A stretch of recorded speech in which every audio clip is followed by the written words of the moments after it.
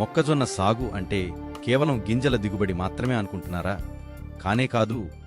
రైతు సోదరులకు రెట్టింపు ఆదాయాన్ని అందించే అద్భుతమైన అవకాశం ఇందులో దాగి ఉంది. పంట వేసిన 3 నెలలకే మొక్కజొన్న పచ్చగా ఉన్నప్పుడే కోతకోసి సైలేజ్గా మార్చుకోండి. ఇది కేవలం పశుగ్రాసం మాత్రమే కాదు, పాల దిగుబడిని పెంచే అత్యుత్తమ పోషకాహారం. ఒకవేళ మీరు ధాన్యం కోసం వేచి చూసినా నష్టమేమీ లేదు. గింజలు తీసేసిన తర్వాత మిగిలే ఎండు చొప్ప కూడా పశువుల మేతగా అద్భుతంగా ఉపయోగపడుతుంది. అంటే మొక్కజొన్నలో వృధా అంటూ ఏది ఉండదు.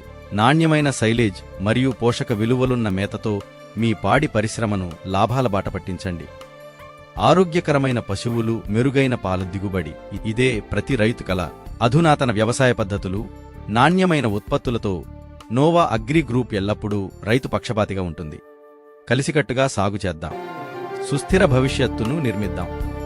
నోవా అగ్రి గ్రూప్, మీ ఎదుగుదలే మా లక్ష్యం.